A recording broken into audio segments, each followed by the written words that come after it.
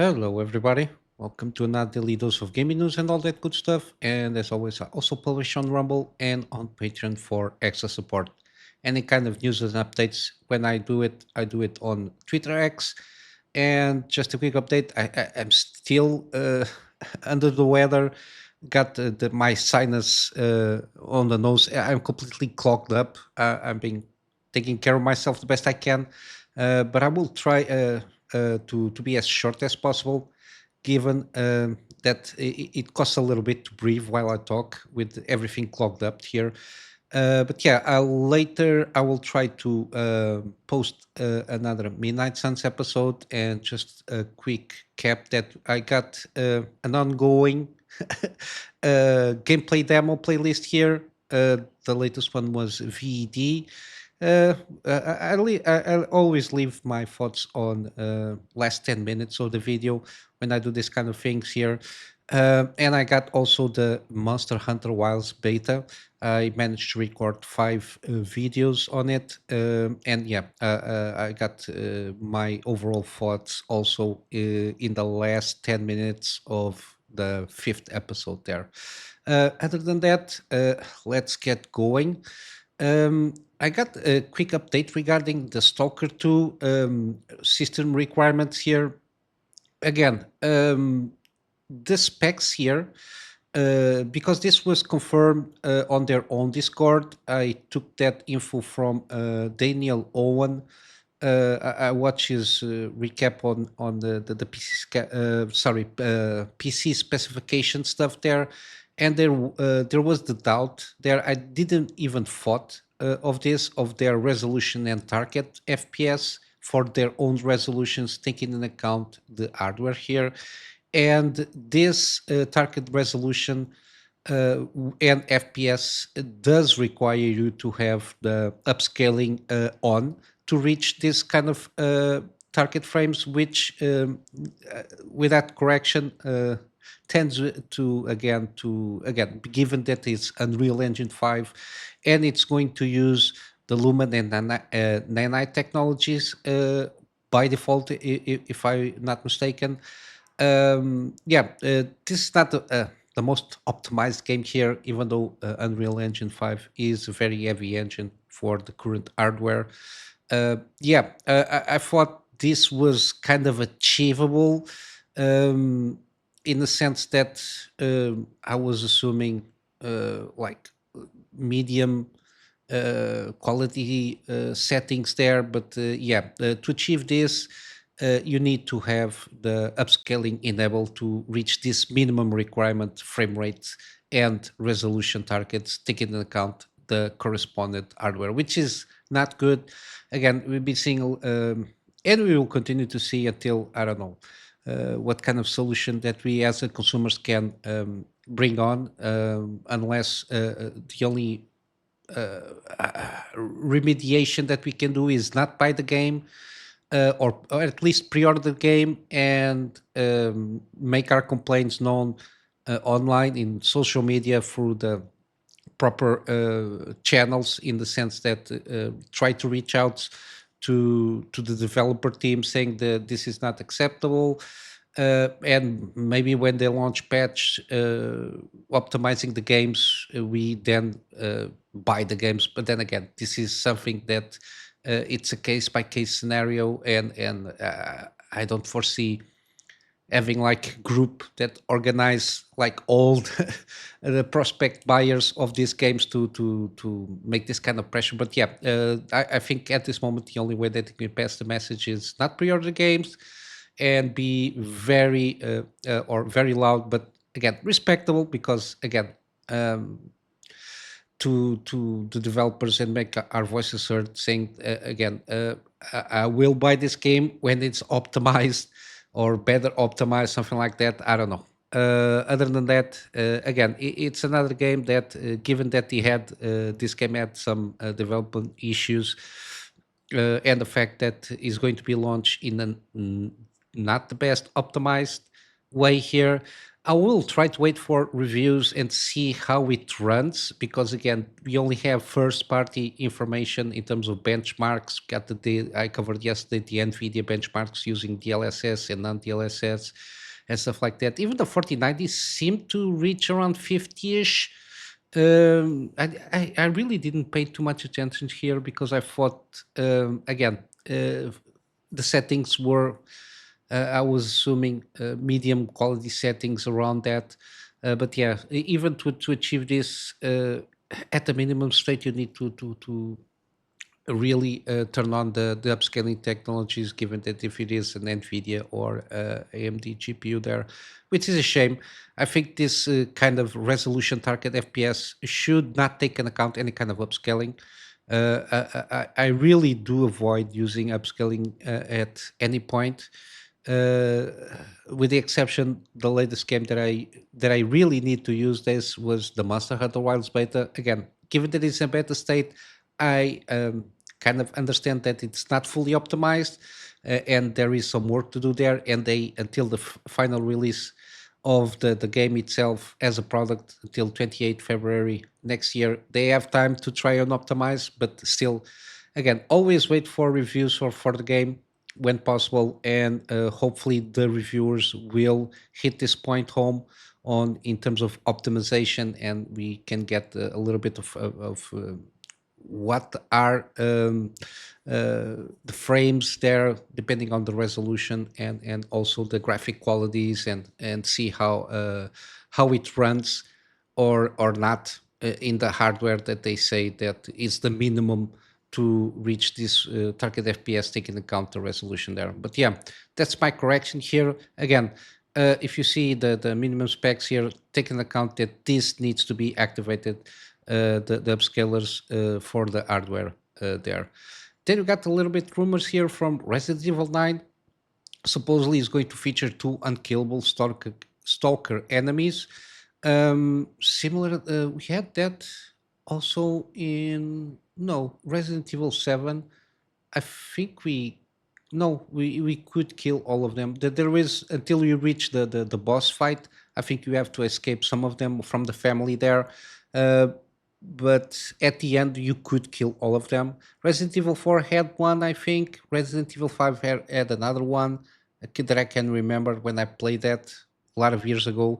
But yeah, the remakes, they Resident Evil 2 and 3 have unkillable stalker enemies, which is kind of a challenge. To a certain degree, a little bit annoying because you're going to waste ammo to try to get around that enemy, but that's another conversation. And it's going to have, besides these two unkillable stalker enemies, supposedly going to be a Resident Evil 4 inspired atmosphere, according to some rumors. Again, this is reported from Biohazard Declassified and Residents of Evil. Supposedly, there were two playtests around, one in early April or something like that this year. Supposedly was focused on Jill Valentine, so we will get two playable characters, it seems, and it was set in a abandoned hospital on an island. Here they go about what happened there on the playtest. They're not going to enter too much because it's not worth it. And then the second one on September was focused on Leon Kennedy and was set on a beach leading into a forest close to Mr. Simon's lab, which I will assume will tie in into Jill Valentine's uh, part of the game there, and will interchangeably go about that. I'm not sure. But yeah, the supposed play test information detail above suggests that Resident Evil 9 will have a pretty big Resident Evil 4 influence, which is okay. It's got a Resident Evil 4. I played the original one, and I still have to play the remake. I don't know when.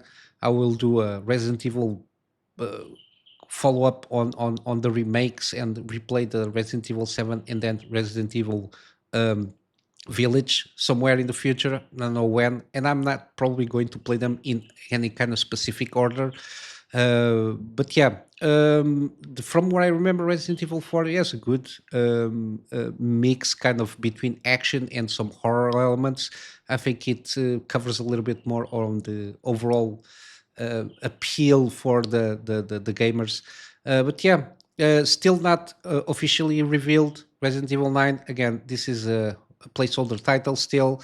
And according to the rumors that we have, it should be announced or it should be released in the second half of 2025. And if it is so, probably we'll get something, maybe a teaser on the Game Awards or something like that, or some announcements in the beginning of next year. We don't know, but yeah, we'll have to wait and see if we're going to have any kind of. I will assume after Monster, because this is Capcom. I think after Monster Hunter Wilds comes out, after the first month probably, so they don't remove any kind of hype for that game because it's going to be a big title for them.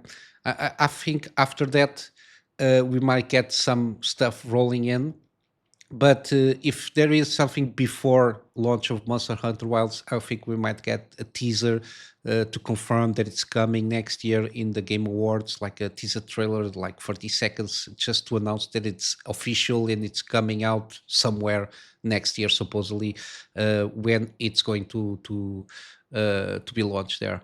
Then in other news, we got also more. The first Khazan gameplay trailers. Supposedly this was shown on G Star, I think, South Korea, kind of an expo kind of a thing there. I still didn't watch those trailers, but again, I'm pretty hopeful for this game. I try to avoid watching too much on games that I'm really hoping to play.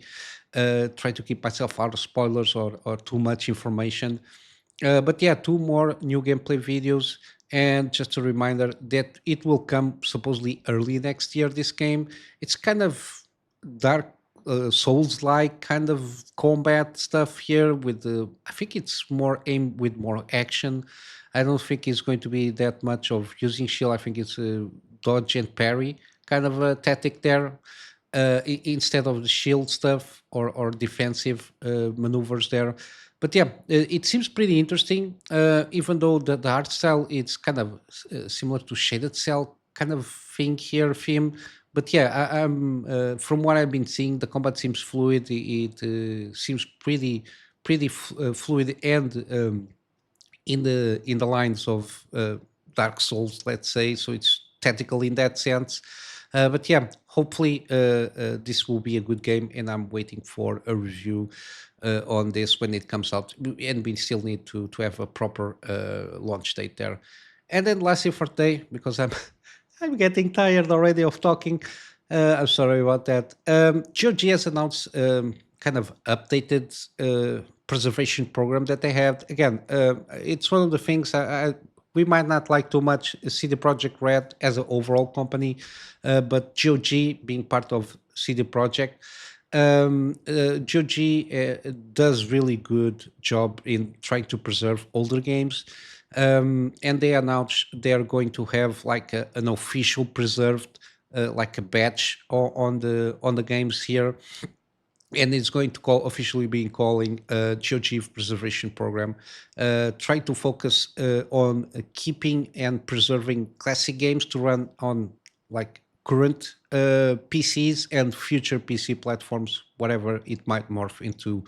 Again, they commit that as long as you go to the platform and you buy the game, it will be playable forever, supposedly. And again, DRM free and dedicated tech support, which is always good. That's why I usually like to give them always a shout out on gaming deals, because again, DRM free, don't need online activation for any kind of shenanigans. You just buy the game, download the files, install the game, and that's it. You just play and forget.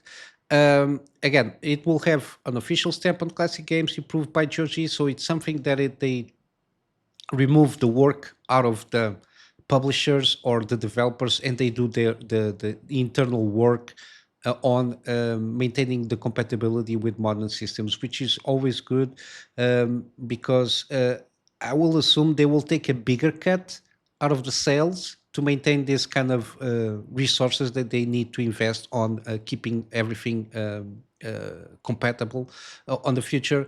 and they really really recently relaunched the Resident Evil series, the original games, as part of this basically. And at the moment they have 100 classic games from their catalog, and they are going to re-release more games, and today, or I will assume yesterday, including Heroes of Might and Magic, free, complete, Dungeon Keeper 2. Again, they will be adding more games in the future to maintain this compatibility for the future, which is always good. And again, don't forget it will have a dedicated stamp on that if they are there. Interestingly, I forgot a tidbit here that the Video Game History Foundation shared that around 87% of games created before 2010 are inaccessible today. Hopefully, this will reduce the numbers with this kind of programs as close to zero as possible there. But yeah, it's a shorter one. Didn't bring any like huge updates in the such. Again, Dragon Age: The Veilguard is a shit show. The sales are not good. A lot of returns.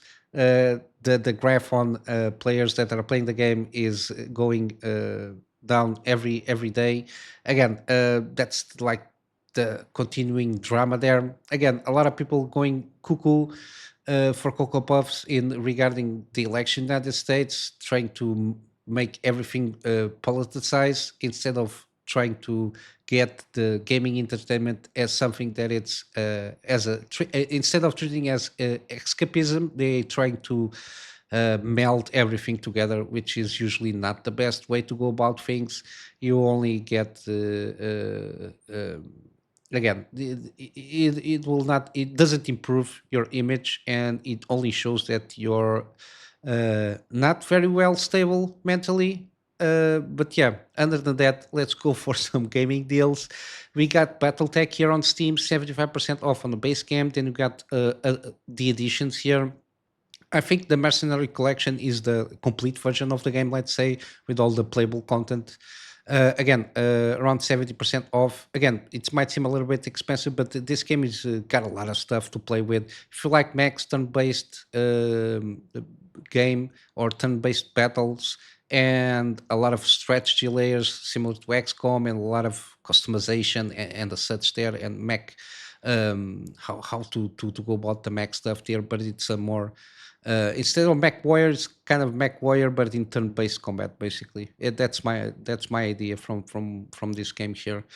Then we got also the Neo collection. We got Neo, the complete edition, 77% off, and Neo 2 complete edition also 45%. Then we got Last Train Home. Very.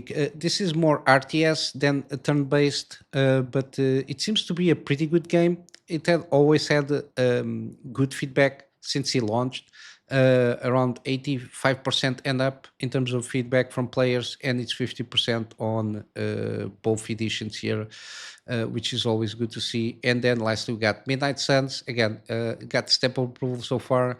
I'm still going, playing the game here, and it's 85% off on the base game. On the GOG, we got Deus Ex Human Revolution Director's Cut, 85% off, and then the sequel, Mankind Divided, also the deluxe edition, 85% off with all season pass stuff. Then we got Prey Digital Deluxe Edition. Again, if not sure, again, I made a gameplay series on this game. It has my stamp of approval. The standard edition is the one that I played here, and it's very cheap, and it's a very underrated game, and I really do recommend, especially at this price point.